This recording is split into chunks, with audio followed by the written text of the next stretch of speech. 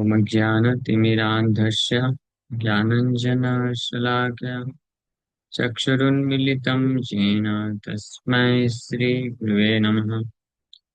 नमो विष्णुपादाय कृष्णप्रेष्ठाय भूतले श्रीमते भक्तिवेदान्तस्वामिनिति नामिने। नमस्ते सारस्वती देवे गौरवाणी प्रचारिणे निर्विशेषशून्यवादी पाश्चात्यदेशतारिणे। जय श्री कृष्ण चैतन्य प्रभु नित्यानंद श्री अद्वैत गदाधर श्रीवासादि गौर भक्त वृंदा।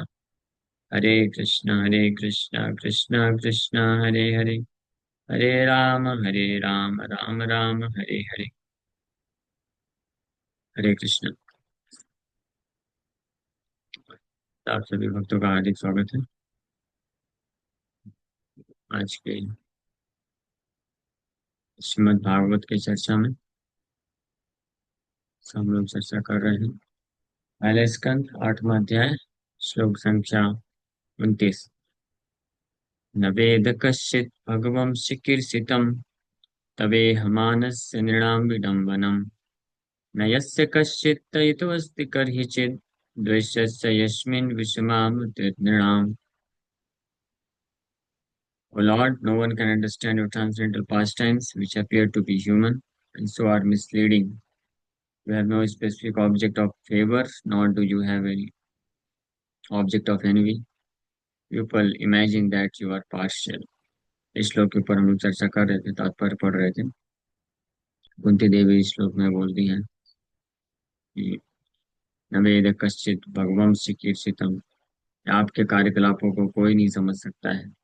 तवे हमानस नृणाम विडम्बनम, और जब आप इस भौतिक संसार में मनुष्य की भांति प्रतीत होते हुए लीलाएं करते हैं तो ये लोगों को भ्रमित कर देता है।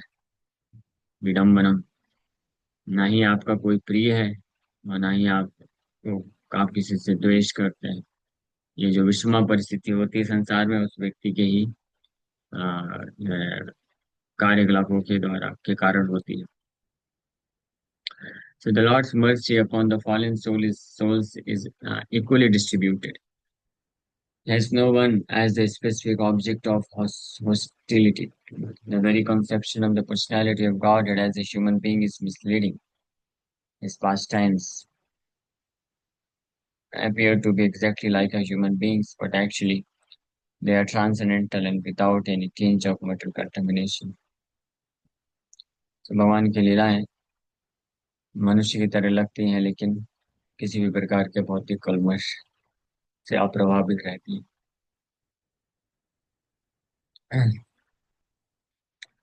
He is undoubtedly known as partial to his pure devotees, but in fact he is never partial, as much as the sun is never partial to anyone. So ऐसा निश्चित रूप में प्रतीत होता है कि भगवान अपने शुद्ध भक्तों के प्रति पार्शियलिटी करते हैं, यानी तरफदारी करते हैं, लेकिन वास्तव में वो किसी की तरफदारी नहीं करते हैं। ये तो हाँ, वो ये था माम प्रपद्यन्ते ताम सदा भजाम्य, जो जितनी मात्रा में भगवान को समर्पण करता है भगवान रेसिप्रोकेट करते हैं। तो भगवान इम्पार्शियली पार्शियल होते हैं। मीन्स अगर भगवान को कोई रेसिप्रोकेट करना चाहता है तो भगवान उसको वेलकम करते हैं। सो बाय यूटिलाइजिंग, जिस प्रकार से सूर्य का एग्जांपल दिए हैं, सूर्य किसी के प्रति पार्शियलिटी नहीं करता है, लेकिन अगर कोई अपने आप को ढक के रखता है तो उसको सूर्य का प्रकाश फिर कैसे मिलेगा। By utilising the sun rays even stones sometimes become valuable, whereas a blind man cannot see the sun, although there are profuse sun rays before him. सूर्य की किरणों का इस्तेमाल करके कभी कभी कुछ पत्थर बहुमूल्य रत्न बन जाते हैं, और वहीं दूसरी ओर जो अंधा व्यक्ति है वो सूर्य के सामने होते हुए भी कुछ देख नहीं सकता है।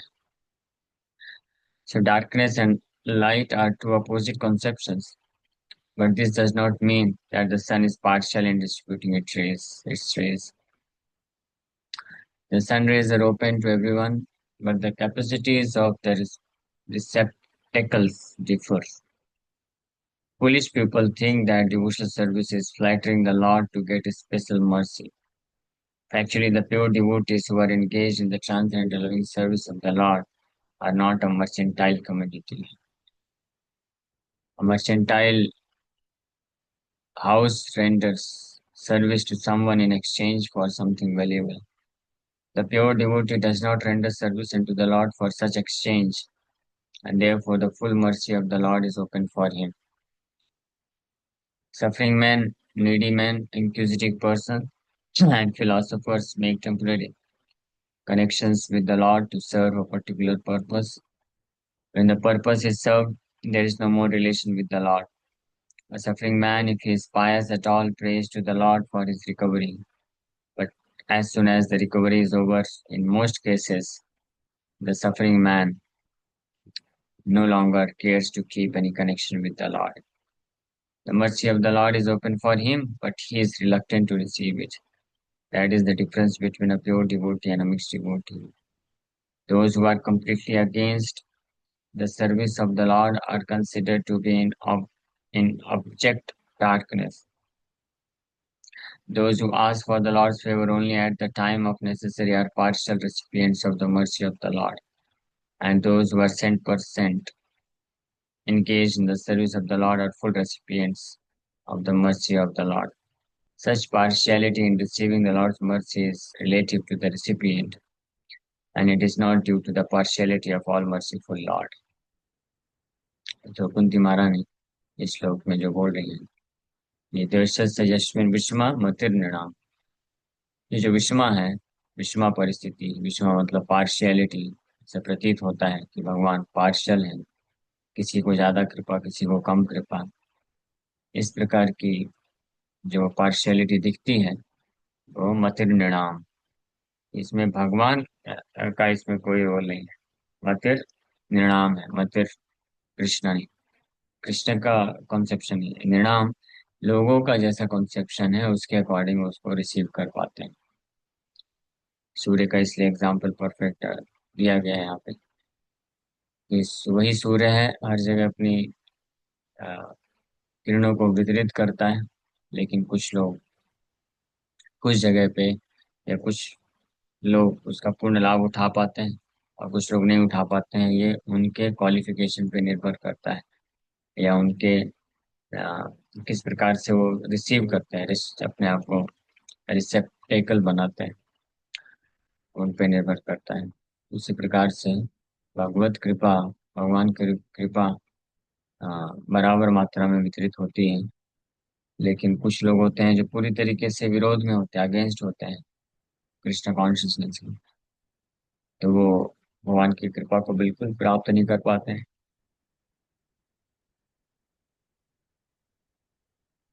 वो रिजेक्ट कर देते हैं पूरी तरीके से। और कुछ होते हैं जो मिक्स डिवोटीज होते हैं, पूर्ण रूप से शुद्ध भक्त नहीं होते, मिक्स डिवोटी होते हैं। तो अ, जब जरूरत पड़ती है, उनको कुछ हेल्प चाहिए होती है, तो भगवान के पास आते हैं। भगवान की इसलिए पार्शियल मर्सी, कुछ मात्रा में कृपा को प्राप्त करते हैं, और जैसे उनका भौतिक लाभ हो गया वो वापस चले जाते हैं। और कुछ होते हैं प्योर डिवोटी, शुद्ध भक्त होते हैं, जो कोई भौतिक लाभ के लिए नहीं करते हैं। तो भौतिक लाभ मिले या ना मिले, दोनों ही स्थिति में वो भगवान को आ, जो प्रेममय सेवा अर्पण करते रहते हैं, तो इसलिए भगवान की पूर्ण कृपा को प्राप्त कर लेते हैं। इट्स लाइक कोई व्यक्ति है जो आ, बहुत ही आ, दानी व्यक्ति है या कुछ प्रदान कर रहा है किसी को, तो अलग अलग लेवल पे वो अलग अलग वस्तुएं दे रहा है। जैसे या उदाहरण दे सकते हैं इसका कि कोई व्यक्ति किसी कंपनी में काम कर रहा है, तो वहाँ पे जो व्यक्ति काम करने वाले अलग अलग व्यक्ति हैं, तो जितनी मात्रा में कार्य करते हैं उतनी मात्रा में उनको कंपनी से जो है कमीशन मिलता है या उनको सैलरी मिलता है। कोई केवल 4 घंटे 6 घंटे काम करेगा तो उसको 4-6 घंटे के हिसाब से सैलरी मिलेगा। कोई 10 घंटे करेगा उसको उसके हिसाब से मिलेगा, कोई 15 घंटे करते हैं, एक्स्ट्रा करते हैं, ओवर टाइम करते हैं, बोनस करते हैं, तो उनके लिए उनको उतना ही बोनस मिलता है, कमीशन मिलता है। इसमें कंपनी की पार्शियलिटी नहीं है, तो व्यक्ति जो रिसीवर है उसकी तरफ से है। तो इस बात को कुंती महारानी स्पष्ट बता रही, क्योंकि कई बार कई लोगों का ये कंप्लेन हो जाता है कि भगवान उनके ऊपर तो ऐसी कृपा कर रहे हैं, हमारे ऊपर ऐसी कृपा क्यों नहीं करते हैं। ये प्रश्न उठता है, कई बार लोग पूछते हैं कि आपके ऊपर स्पेशल कृपा है, आप तो कर पा रहे हो जो भी है, लेकिन मेरे मेरे ऊपर कृपा नहीं है भगवान की, इसलिए मैं नहीं कर पा रहा हूँ। ऐसा प्रश्न कई बार उठता है ना, उठता है ना। इसको कुछ ऐसा प्रश्न उठता है, हाथ उठाइए। कल ही कल ही एक वक्त ऐसा प्रश्न उठा के गए थे, नहीं उठा रहे थे हाथ, कोई नहीं उठा रहा। ऐसा प्रश्न उठाते हैं लोग कई बार कि हमारे ऊपर भगवान की लगता है पूरी पूरी कृपा नहीं है, अधूरी कृपा, अच्छी कृपा नहीं है। देखो वो भक्त के ऊपर कितनी कृपा है, तभी वो कर पा रहे हैं। तो ये बात सही है कि जो भक्त अच्छे से भक्ति कर पा रहा है, सेवा कर पा रहा है, माया में नहीं गिरता है, तो इसका मतलब उसके ऊपर स्पेशल विशेष कृपा है भगवान की, तभी ऐसा कर पाता है। और जिसके ऊपर उतनी विशेष कृपा नहीं होती है, तो वो उतना अच्छे से नहीं कर पाता है। लेकिन यहाँ पे ब्लेम किसको करना चाहिए? कुंती महारानी बोल रहे भगवान को ब्लेम मत करो। भगवान को किसी से ऐसा बहुत विशेष मित्रता या ईर्ष्या नहीं है। हाँ, अगर हमको लगे कि लगता है मेरे ऊपर भगवान कृपा नहीं कर रहे हैं, या वो उतने मात्रा में कृपा नहीं कर रहे हैं जितनी मात्रा में कृपा होनी चाहिए, इसलिए मैं भक्ति में उतना आगे नहीं बढ़ पा रहा हूँ, या उतने अच्छे से नियम पालन नहीं कर पा रहा हूँ। हाँ, तो इसमें ये नहीं सोचना चाहिए कि भगवान नहीं करना चाहते हैं, या भगवान अ, जो है ईर्ष्या रखते हैं हमारे प्रति कुछ मात्रा में। ऐसा नहीं।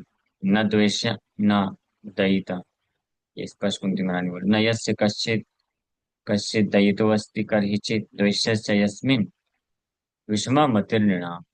ये व्यक्तियों के द्वारा है, ये जो डिफरेंसेस दिखते हैं, मर्सी कृपा का जो डिफरेंस दिखता है, अंतर दिखता है अलग अलग लोगों के ऊपर भगवान का, या भक्तों के ऊपर, तो ये उन भक्तों के कारण है, उनके सिंसियरिटी, या वो जितनी मात्रा में कृपा को प्राप्त करना चाहते हैं, उसके ऊपर डिपेंड करता है कि भगवान उनको कृपा अ, करते हैं या नहीं करते हैं, या कम करते हैं। इसमें भगवान का कोई लेना देना नहीं। भगवान ऐसे रेस्ट्रिक्ट करके नहीं रखे हैं कि नहीं मैं आपके ऊपर नहीं कृपा करूंगा, हाँ मैं उसके ऊपर कृपा करूंगा। जैसे, तो इस प्रकार से लोग ऐसा सोचते हैं बस। हाँ, ये सोचना जो है स्वाभाविक ही है, बद्धावस्था में, माया में जो बद्ध जीव होता है इस प्रकार से स्वाभाविक रूप से सोचता ही है। लेकिन जो जिनके पास इंटेलिजेंस रहेगा वो समझ जाएंगे कि नहीं, ये हमारी तरफ से ही कमी हो रही है कुछ, तभी हम उस कृपा को पूर्ण रूप से आकर्षित नहीं कर पा रहे। तो हमारे तरफ से जो कमी हो रही है उसको हम पूरा कर देते हैं। तो जो कृपा अन्य लोगों को मिल रही है, शुद्ध भक्तों को मिलती है, पूर्ण कृपा भगवान की 100% मर्सी, तो कभी माया में नहीं गिरते हैं, और हमेशा आध्यात्मिक उन्नति और करते जाते हैं, और भगवान के और करीब आ जाते हैं, आध्यात्मिक आनंद को महसूस कर सकते हैं। तो वो उनको भगवान की पूर्ण कृपा को कैसे आकर्षित कर पा रहे हैं, कैसे प्राप्त कर पा रहे हैं। तो हाँ, तो वो जो कार्य करने से पूर्ण कृपा प्राप्त की जा सकती है वो हमको भी करना चाहिए। अगर हम भी वो करेंगे तो हम भी पूर्ण कृपा को प्राप्त करेंगे। ये तो सिंपल है। जैसे एक बार एक यूथ ने पूछा कि आ, कोई ब्रह्मचारी प्रभु जी से कि आपके ऊपर तो पूरा कृपा है, आप इसलिए आप जो है आपका अच्छा है, तो आप हमेशा कृष्णा कॉन्शियस रहते हैं, और माया में फंसने का चांस नहीं, आप तो फुल टाइम हमेशा मंदिर में रहते हैं। तो उन्होंने यही चीज बोला कि वो कृपा तो आपके ऊपर भी है, आपको किसने रोका है कृपा प्राप्त करने के लिए? भगवान तो मना नहीं कर रहे कि ये जो है पूर्ण रूप से मेरा नाम जप करने के लिए, निरंतर नाम जप करने के लिए, सेवा करने के लिए, भक्तों का संग करने के लिए आपको अलाउड नहीं है। आप केवल जो है सुबह ही 2 घंटा जप कर सकते हैं, 16 माला ही बस करिए, उससे ज्यादा करने का नहीं है। ऐसा तो भगवान नहीं बोले, ऐसा तो कोई भक्त बोलेगा नहीं। को कृपा तो है। तो जो भक्त इसका लाभ उठा लेते हैं, करते हैं, ज्यादा नाम जप करते हैं, ज्यादा साधु संग करते हैं, ज्यादा कृष्ण का सेवा करते हैं, तो वो ज्यादा कृपा को प्राप्त करते हैं। जो कम करते हैं तो कम कृपा प्राप्त करते हैं। हमारे गुरु महाराज बोला करते थे, जैसा दाम भरोगे वैसा माल मिलेगा। हाँ, अगर आप कम पैसा दोगे तो उसके हिसाब से आपको वस्तु मिलेगी, और ज्यादा पैसा देंगे तो ज्यादा वस्तु मिलेगी। तो ये जो दुकानदार है वो पार्शियलिटी थोड़ी ना कर रहा है कि किसी को अच्छा वस्तु दिया, किसी को खराब दिया या कम क्वालिटी का दिया। जैसे ग्रोसरी स्टोर में आप जाइए, उनके पास अलग अलग वैरायटी के राइस रहेंगे। हाँ, किसी को मस्त बल्लम राइस, सुना है बल्लम राइस, या बासमती राइस। हाँ, और किसी को नॉर्मल राइस देगा। तो ऐसा थोड़ी ना कि दुकानदार जो है किसी से ईर्ष्या करता है या किसी से प्रेम करता है। वो तो कॉमन है, सबके लिए समान है। जो जितना पैसा देगा उतना उसको वस्तु मिलेगा। है ना, आपने अगर पैसा ही दिया है कम, हाँ कम पैसा दिया है, तो आपको उसके हिसाब से वस्तु मिलेगी। फिर हम ये नहीं बोल सकते देखो दुकानदार मेरे प्रति जो है ईर्ष्या रखता है, मेरे को खराब वाला दिया और उसको अच्छा वाला दिया। तो ये पॉइंट बहुत इजी है, कोई भी समझ सकता है। बट प्रॉब्लम ये है, जब हमारे जीवन में होता है तो फिर समझ में नहीं आता है, फिर हम भगवान को ब्लेम कर देते हैं। भगवान ने मुझे ऐसा क्यों किया, मेरे साथ ऐसा क्यों किया, मेरे ऊपर इतनी कृपा क्यों नहीं कर। तो कृपा का वितरण तो सबके पास है, लेकिन कुछ भक्त उसका लाभ उठा लेते हैं और कुछ लोग नहीं उठाते हैं। कौन लाभ उठा लेता है? उस कृपा का लाभ उठाने का इच्छा जो रखते हैं तो वो लाभ उठा लेते हैं, और जो उस कृपा का लाभ उठाने की पूर्ण इच्छा नहीं रखते हैं तो वो पूर्ण लाभ नहीं उठा पाते। So when the Lord descends to this material world by his all merciful energy, he plays like a human being, and therefore it appears that the Lord is partial to his devotees only, but that is not a fact. जब भगवान इस भौतिक जगत में अवतरित होते हैं अपनी कृपा से, तो एक मनुष्य मानवीय लीला करते हुए प्रतीत होते हैं भगवान। तो कई लोगों को लगता है कि अपने भक्तों के ऊपर विशेष कृपा करते हैं भगवान, उनके लिए अवतरित होते हैं, लेकिन वास्तव में ऐसा नहीं है। ऐसा प्रतीत होता है कि भक्त पूर्ण रूप से आश्रय लेते हैं, इसलिए उनके ऊपर कृपा करते हैं। ऐसे अनेकों ऐसे एग्जाम्पल हैं जहाँ पे कोई व्यक्ति भक्त नहीं था, असुर था, लेकिन कुछ सौभाग्य से उसने जो है भगवान का आश्रय ले लिया, तो भगवान ने उसके ऊपर भी कृपा किया ना। ऐसा नहीं कि भगवान कृपा नहीं की। कोई एग्जाम्पल आप में से बता सकता है ऐसा, कि ऐसा व्यक्ति अ, जिसको भगवान जो है दंड देने वाले थे, मरने वाला था, लेकिन अ, उसका चेंज हो गया, उसने अपनी प्रवृत्ति चेंज कर दी, भगवान को सरेंडर कर दिया, तो कृपा हो गई। ऐसे एग्जाम्पल है, कोई बताएगा? और दूसरा एग्जाम्पल ये भी बताइए कि ऐसा व्यक्ति जिसको कृपा मिलनी चाहिए थी, उसने बाद में गलत संगति में आकर के असुर बन गया तो उसको दंड मिल गया। ऐसे भी एग्जाम्पल है। हरे कृष्णा प्रभु। एग्जाम्पल है जगाई मादाई का, एग्जाम्पल है प्रभु। हाँ, जगह में देख एग्जाम्पल है। चैतन्य महाप्रभु तो आए थे सुदर्शन चक्र लेकर के दंड देने के लिए, मारने के लिए। कहाँ उस उन दोनों को मारने वाले थे, और कहाँ जब उन्होंने समर्पण कर दिया पूर्ण रूप से, तो भगवान की कृपा को आकर्षित करके। अगर भगवान पार्षल होते, भगवान हाँ, क्या है, तो फिर उनको ऐसी कृपा नहीं मिलनी चाहिए। हाँ, और दूसरा एग्जाम्पल, जहाँ पे कोई व्यक्ति है, भगवान का बहुत क्लोज हुआ करता था, और भगवान बहुत उसको कृपा भी की, लेकिन बाद में जब वो बदल गया तो भगवान उसको कृपा को हटा ली। हालांकि भगवान का हर तरीके से कृपा ही है, मृत्यु भी देते हैं तो कृपा ही है। ऐसा कौन सा एग्जाम्पल बता सकते हैं? इसका एक एग्जाम्पल तो भगवान का पुत्र ही, वरादेव का हरे बेटा। कृष्ण प्रभु। हाँ, हाँ बताइए माता जी। इंद्र देवता का भी उदाहरण ले सकते हैं, क्योंकि भगवान के भक्त हैं, हाँ। लेकिन एन टाइम पे उन्होंने मिस्टेक की, तो हाँ, उनको फिर सजा भी उनको दी। कृपा फिर। हाँ, फिर लेकिन जब समर्पण किए तो कृपा भी की। तो इंदिरा का एग्जाम्पल है, ब्रह्मा जी का एग्जाम्पल भी है। ब्रह्मा जी ये सब टेम्परेरी जब विचलित हो जाते हैं, भ्रमित हो गए, तो भगवान ने जो भी थोड़ा बहुत दंड दे करके वापस उनको लाइन में लाती है। तो ऐसा नहीं कि भगवान जो है किसी की तरफ पार्शियलिटी करते हैं, वो हमेशा रेडी है। इसलिए अगर हमको ऐसा महसूस होता हो कभी कि अरे मेरे ऊपर कृपा नहीं हो रही, भगवान कृपा नहीं कर रहे, कृपा नहीं कर रहे, तो सोचना चाहिए कि भगवान को हमसे क्या लेना देना है, ऐसा मतलब ऐसा कोई ईर्ष्या थोड़ी ना है। भगवान हमारे ऊपर कृपा नहीं करना चाहते हैं। और कृपा नहीं हो रही है तो कृपा को आकर्षित करने वाले कार्य को करने से कृपा आकर्षित भी कर सकते हैं, कृपा वापस से प्राप्त की जा सकती है।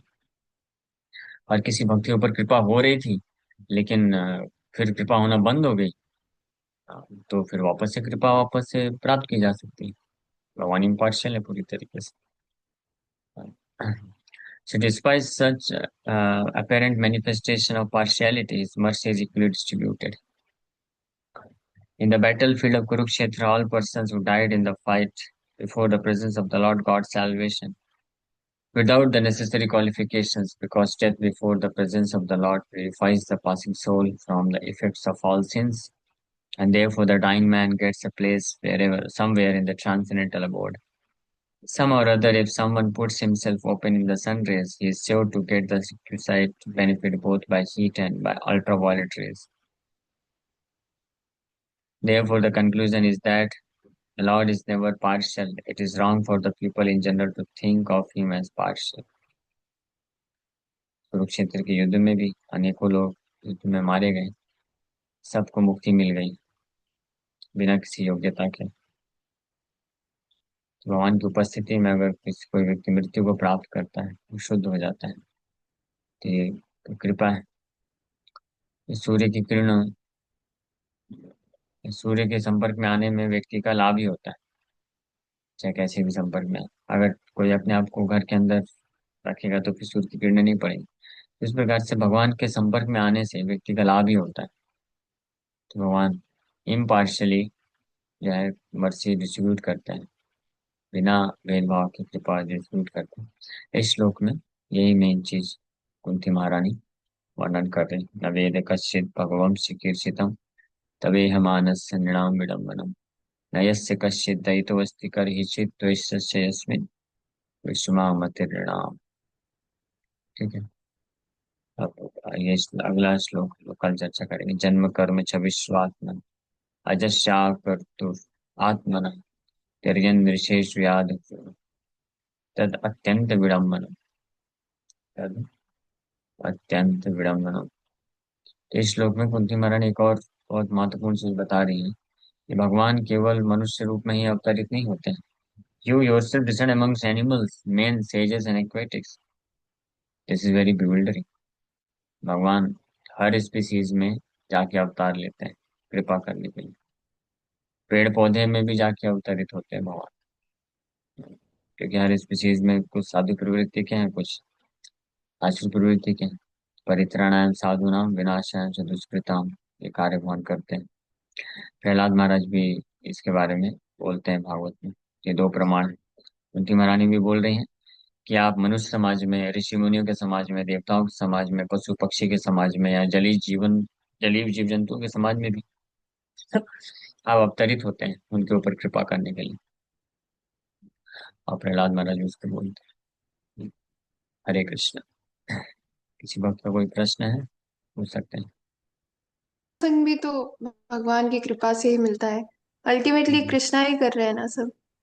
हाँ, साधु संग में भगवान की कृपा है। तो भक्तों का संग प्रदान करना चाहते हैं भगवान, वो कृपा करते हैं। तब कोई व्यक्ति उसको एक्सेप्ट कर लेता है, स्वीकार करता है, तो कृपा आपको मिल जाती है। कोई स्वीकार नहीं करता तो कृपा से वंचित रह जाते हैं। हाँ।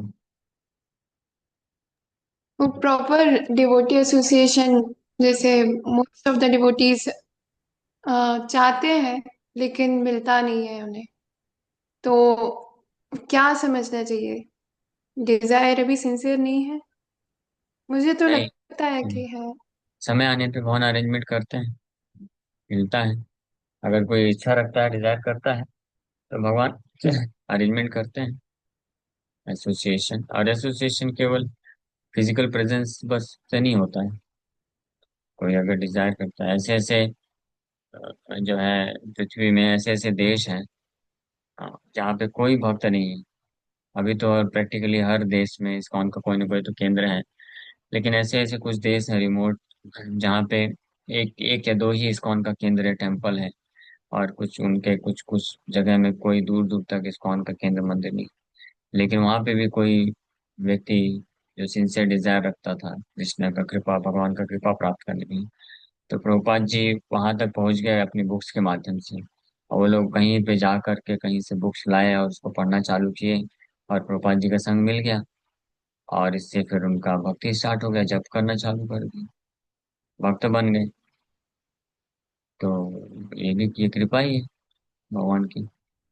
इस प्रकार से भी एसोसिएशन प्रदान करते वो कुछ ज्यादा सीरियस होंगे, लेकिन मेरे जैसे लोगों के लिए तो जरूरत है प्रभु। मैं सिर्फ बुक से नहीं हो पाएगा। हैं। और तो भगवान ने बुक्स भी है, भक्तों का संग भी है। ऑफलाइन नहीं है अवेलेबल तो एटलीस्ट ऑनलाइन है, ऑनलाइन के माध्यम से। और फिर धीरे धीरे जब हम और एडवांस करते हैं, भविष्य में भगवान अरेंजमेंट करेंगे कुछ न कुछ, कि और भक्तों का संग मिले, एसोसिएशन मिले। हाँ, भगवान कृपा भी तो इंस्टॉलमेंट में देते हैं, एक साथ पूरा कृपा नहीं देते हैं। हाँ, जितना दाम भरेंगे उतना माल मिलेगा। हाँ, ज्यादा जो पे करेगा उसको ज्यादा मिलेगा। हाँ, शुद्ध भक्तों का संग जो है ये बहुत दुर्लभ है। हाँ, ये बताया गया है पृथु महाराज के जब राज्य में, जब उनके घर में राजमहल में चतुष कुमार आए थे। पृथु महाराज पूरे पृथ्वी के राजा थे। तो चतुष कुमार का गुणगान करते हुए, प्रार्थना करते हुए वो ये श्लोक बोलते हैं। हाँ, तत्रापि दुर्लभम मन्ये। हाँ, बोलते हैं, तत्र तत्र अपि दुर्लभम मन्ये वैकुंठ प्रिय दर्शनम। हाँ, अनन्य वैकुंठ प्रिय दर्शनम। सो ये है, नो नो, ये निमि महाराज के प्रसंग में। पृथु महाराज भी ऐसे सिमिलर बोलते हैं चतुष कुमार का दर्शन प्राप्त करके जब उनके घर में खुद आ गई। सोचिए, ये भगवत कृपा होती है, भगवान की कृपा से गुरु या शुद्ध वैष्णव खुद आ जाते हैं। हाँ, ढूंढने की भी जरूरत नहीं पड़ती अगर कोई सिंसियर होता है। और जब भगवान देखते हैं कि ये तैयार है भी, इसको कृपा देना चाहिए, तो बोल रहे हैं। तो फिर चतुष कुमार पता नहीं कौन कौन से ब्रह्मांड में भ्रमण करते रहते हैं, अचानक से आ गए पृथ्वी लोक में। और ये पृथु महाराज के घर पहुंच गए। अभी तो कोई बोलेगा पृथु तो राजा है इसलिए गए होंगे, ऐसा नहीं। वो जो मृगारी था वो कौन सा राजा था? लेकिन कहीं ना कहीं उसका कुछ ना कुछ तो पास्ट में एक ऐसा सिंसियर डिजायर या कुछ उसने सुकृति प्राप्त किया था कि नारद मुनि आ गए साक्षात उसके रास्ते में आ गए। वो थोड़ी ना ढूंढने गया था, उसको तो मालूम भी नहीं था साधु संत में। नारद मुनि आ गए और फिर बहुत ध्यान दिए। अब उसके ऊपर था कि वो उसको कैसे रिएक्शन देता है। वो चाहता तो जो है नारद मुनि को नेग्लेक्ट कर देता, अपराध कर देता और भेज देता। लेकिन नारद मुनि से प्रभावित होकर के इमीडिएटली समर्पण कर दिया। नारद मुनि ने बोला कि मैं आपको उपाय बताऊंगा, 100% आप पूरी तरीके से पाप से मुक्त हो जाएंगे, आपका जीवन का उद्धार हो जाएगा। लेकिन मैं जो पहले बोलूंगा वो करना पड़ेगा। तो उसको पूर्ण श्रद्धा थी। नारद मुनि ने डायरेक्ट बोल दिया, पहला सेशन, फर्स्ट सेशन में ही बोल दिया कि छोड़ो घर बार, चलो हरिद्वार। फुल टाइम ज्वाइन करने का प्रपोजल दे दिया पहले ही सेशन। उनको बोल दिया धनुष बाण तोड़ के फेंक दो, और तुरंत मान गया। थोड़ा घबराया, हेजिटेट किया, लेकिन विश्वास था ना नारद मुनि। नारद मुनि का वो प्रभाव भी था, इतना तेज था कि वो विश्वास कर गया, फेंक दिया। उसको विश्वास हो गया कि हाँ मेरा पालन पोषण करेंगे मेरे गुरुदेव। तो छोड़ दिया। फिर नारद मुनि उसको हरि नाम दिए, लो बैठ के जप करो हरे कृष्ण महामंत्र, इस नदी के तट में जाओ और वहां पे कुटिया बना लो और एक तुलसी का पौधा लगाओ और आप दोनों पति पत्नी बैठ करके दिन रात जप करो। ये इंस्ट्रक्शन दे के चले गए और उसको फॉलो किया वो। तो ये भागवत में बताया गया है, दुर्लभो मानुषो देहो देही नाम क्षण भंगुरा तत्रापि दुर्लभम मन्य वैकुंठ प्रिय दर्शन for the condition soul the human body is most difficult to achieve. ये जो है मनुष्य शरीर है, ये बहुत दुर्लभ है, most difficult and it can be lost at any moment. तत्रापि देही नाम क्षण भंगुरा। एक तो बड़ा दुर्लभ से मनुष्य शरीर मिलता है और उसमें भी क्षण भंगुरा मतलब किसी भी क्षण चला जा सकता है हाथ से। बट आई थिंक इसके बावजूद भी बोल रहे हैं, but I think that even those who have achieved human life rarely gain the association of pure devotees who are dear to the Lord of Vaikuntha. लेकिन ऐसे मनुष्य, अत्यंत दुर्लभ मनुष्य जीवन को प्राप्त करने वाले में भी बहुत मुश्किल से कोई भगवान के शुद्ध भक्तों का संग प्राप्त करता है। ये और ज्यादा दुर्लभ। तो इसलिए यहाँ पे तो रेयर है, बहुत दुर्लभ है, बट भगवत कृपा से कोई सिंसियर है तो उसको प्राप्त होता है। तो उसको फिर जब मिल जाए तो लाभ उठाना चाहिए। हम लोग भाग्यशाली हैं, हमको मिल गया वो साधु संग शुद्ध वैष्णव आचार्य श्रील प्रभुपाद जी का आश्रय। उसका लाभ उठा लेना चाहिए। ठीक है, और कोई प्रश्न? और में बहुत डिफरेंस होता है प्रभु। हाँ, मैंने एक्सपीरियंस किया है प्रभु, मैंने ऑफलाइन और ऑनलाइन में बहुत डिफरेंस रहता है। और अक्सर ऐसे 10-15 दिन में ऐसे सिचुएशन आते हैं कि कुछ ना कुछ डिस्टरबेंसेस होंगे, तो फिर हियरिंग में भी मन नहीं लगता है, फिर चैंटिंग भी रुक जाती है, ऐसा रहता है। तो सही बात है, वो डिफरेंस होता है। इसलिए सभी भक्तों को चाहिए कि वो कोई ना कोई ऑफलाइन इस्कॉन के केंद्र से जुड़ना चाहिए, ऑफलाइन प्रोग्राम्स जाना चाहिए, अटेंड करना चाहिए और एसोसिएशन करना चाहिए, वहाँ पे सेवा करना चाहिए। तो ये इम्पोर्टेंट है। लेकिन अगर किसी के पास ऐसी स्थिति नहीं है कि आसपास कोई इस्कॉन का केंद्र मंदिर नहीं है, तो प्रभुपाद के ग्रंथ पढ़ना चाहिए, ऑनलाइन क्लासेस का प्लेटफॉर्म है वो अटेंड करना चाहिए और घर को ही मंदिर बनाना चाहिए। घर पे ही भगवान का सेवा, विग्रह का सेवा करना चाहिए। हम- तो चैलेंज है, हर जगह चैलेंज है। ऐसा नहीं है कि जिन भक्तों को ऑफलाइन एसोसिएशन मिल रहा है उनको चैलेंज है। अभी हमारे मुंबई में तो सभी भक्तों को ऑफलाइन कितना अपॉर्चुनिटी है, 5-5 मंदिर है, कितने सारे सेंटर। और हमारे नवदीप धाम बेस, नवदीप धाम वासियों को तो देखिए, बेस का अपॉर्चुनिटी सब कुछ है, फिर भी चैलेंजेस हैं, को मालूम। और हम तो मंदिर में ही रहते हैं हमेशा, फुल टाइम, फिर भी चैलेंजेस हैं। तो चैलेंजेस हमेशा रहेंगे। हाँ, हमको ये नहीं सोचना चाहिए कि मेरे पास ये इस चीज की कमी हो गई है इसलिए मैं नहीं कर पा रहा हूँ, ये होता तो अच्छा रहता। हाँ, जैसे कोई फुल टाइम नहीं है, बाहर है, गृहस्थ, घर गृहस्थी में है, तो वो सोचते हैं कि हमारे पास उस अपॉर्चुनिटी नहीं, हम भी फुल टाइम होते हैं मंदिर में हमेशा रहने तो हम भी अच्छे से कर पाते हैं। हाँ, तो बट ऐसा नहीं है, हर जगह अपने अपने चैलेंजेस है। जो फुल टाइम है उनके भी चैलेंजेस है, हाँ, जो गृहस्थ है उनके भी चैलेंजेस है। वो बोलते हैं ना, और दिल्ली का लड्डू जो खाए वो पछता है, जो ना खाए वो भी पछता है। तो जो घर गृहस्थी में है वो सोचते हैं कि अरे ये देखो प्रभु जी फुल टाइम है, इनको मस्त है, बढ़िया, हमेशा कृष्ण का सेवा, कृष्ण का स्मरण, कृष्ण का नाम जप करना, यही है। तो ये बात सत्य है, ये है तो है, सही बात है। लेकिन जो फुल टाइम होते हैं, अगर वो प्रॉपर तरीके से बड़े साधना में स्ट्रांग नहीं है, अच्छे से कृष्ण कॉन्शियस नहीं है, कृष्ण भावना भावित नहीं है, तो उनके मन में भी फिर आता रहता है।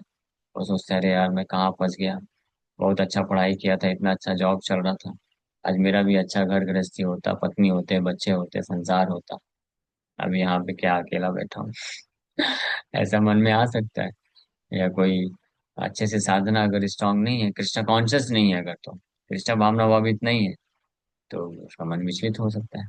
और होता ही है, कितने सारे ऑलमोस्ट 60-70% जो ज्वाइन करते हैं फुल टाइम, वो फिर कुछ साल में चले जाते हैं, गृहस्थ बन जाते हैं।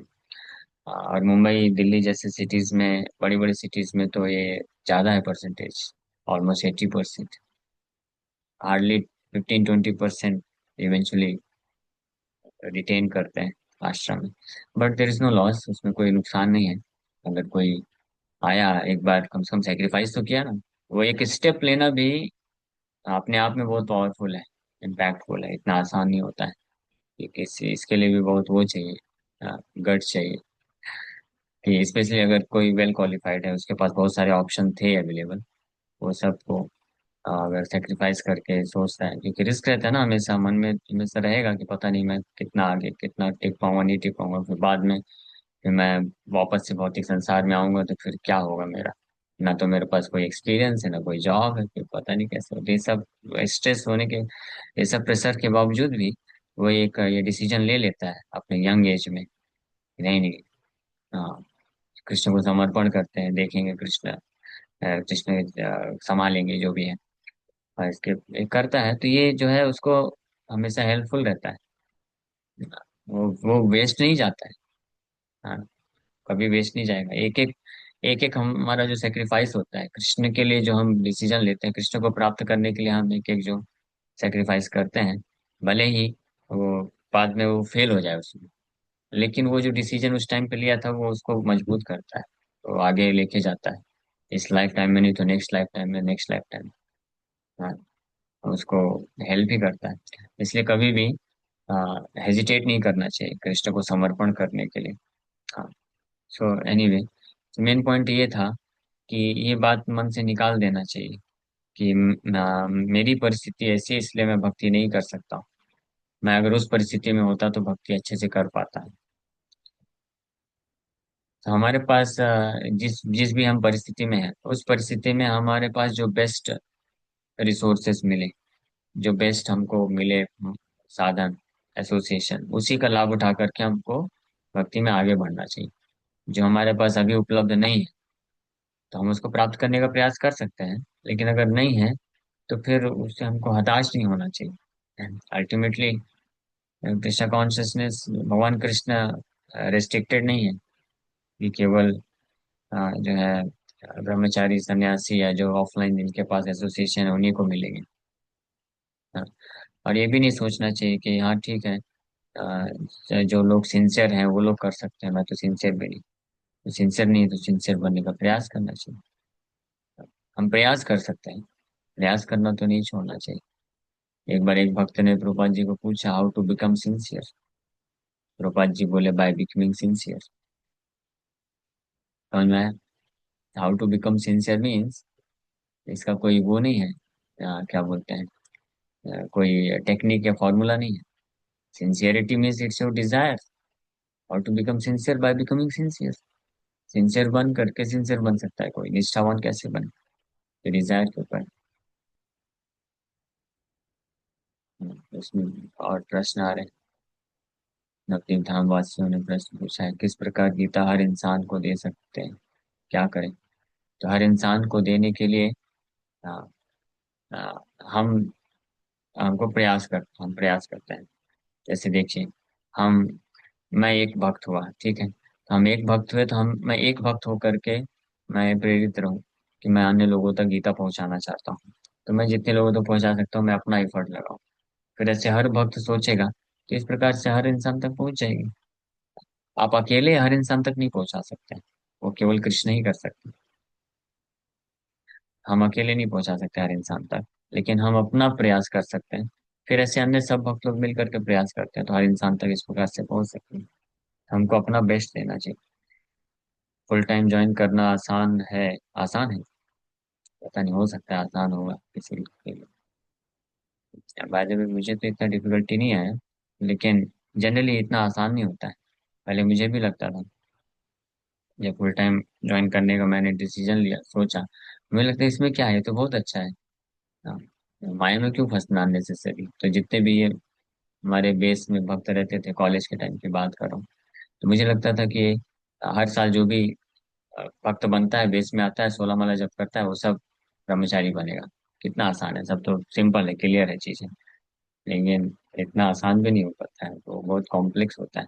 क्योंकि लगभग बेस में हम देखें, मैं कितना 6 साल वहां पे रहा, तो 6 साल में करीब 50-60 इनमेट लगभग बने होंगे। इनमेट मतलब जो 16 वाला जप करना, बेस में रहना, सुबह 4 बजे उठना, सब कुछ पालन करना, ये सब करने वाले। वो 50-60 में से हार्डली 8 या 10 लोग ही फुल टाइम ज्वाइन किए। हाँ, 8-10 लोग। तो इतना आसान भी, वो 50 कहाँ से आए? वो 50 5,000 से भी ज्यादा में से छठ फिल्टर होके आए थे। तो फुल टाइम ज्वाइन करना आसान भी नहीं है इतना, बट आसान भी है, सरल है लेकिन आसान नहीं है, माइंड कॉम्प्लेक्स है। बट लॉन्ग टाइम तक कैसे रहे, तो ये और थोड़ा कठिन रहता है। बट प्रभुपाद जी बोले, if you distribute books you will remain happy, but if you read but if you read you will remain. हाँ, तो ये है फॉर्मूला। हम जो भी सेवा करते हैं, प्रचार करते हैं, बुक डिस्ट्रीब्यूशन करते हैं, तो उससे हमको एक, हम जो है सुखी रहेंगे कि हाँ हम कुछ कर रहे हैं। बट हम रहेंगे भक्ति में या आश्रम में जब हम प्रभुपाद जी के ग्रंथों को पढ़ेंगे, मीन्स फिलोसफी समझेंगे अच्छे से और उसको पालन करने का प्रयास करेंगे, तो हम रह सकते हैं। सो एनीथिंग इज पॉसिबल,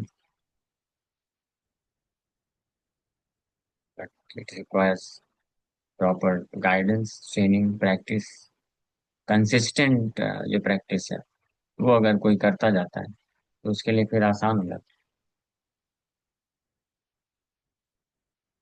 हरे कृष्ण।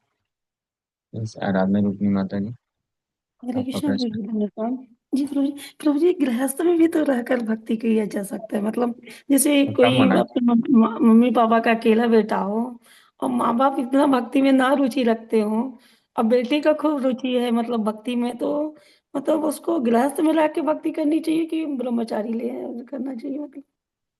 अगर पहली बात तो आप पहले प्रश्न को उत्तर देता हूँ कि हमने जी ऐसा बोला ही नहीं कि गृहस्थ में रह के भक्ति नहीं किया जा सकता है।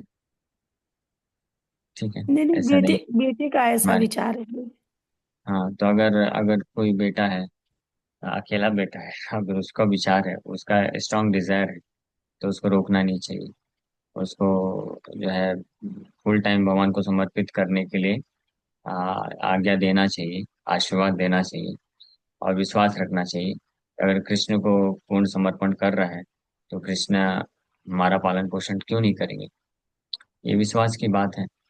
जब कोई डिफेंस एकेडमी ज्वाइन करता है, आर्मी में जाता है, तो गवर्नमेंट की तरफ से उसके घर वालों को भी मेडिकल फैसिलिटी मिलती है, सब कुछ देती है। जो गवर्नमेंट, कलयुग की गवर्नमेंट जो भ्रष्टाचारी है, वो भी, उसके भी हृदय में इतनी बात आती है कि भाई इसने आर्मी के लिए जीवन दिया है और कोई बॉर्डर में जाकर के शहीद हो जाता है, तो उसके घर वालों को वो करते हैं कि नहीं करते हैं? हाँ, तो फैसिलिटी देते हैं कि नहीं देते हैं?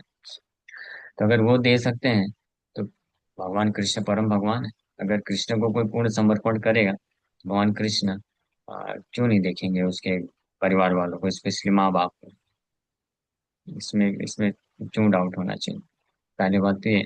दूसरा पॉइंट है कि ये जो है, ये बहुत डिफिकल्ट है, बहुत रेयर है। अगर कोई भी व्यक्ति, कोई भी बद्ध जीवात्मा इस संसार में डिसाइड करे नो सेंस ग्रेटिफिकेशन, स्पेशली जो है सेक्स लाइफ, उसको अगर ना बोल सके कोई, ये बहुत कठिन कार्य है, इतना आसान नहीं है।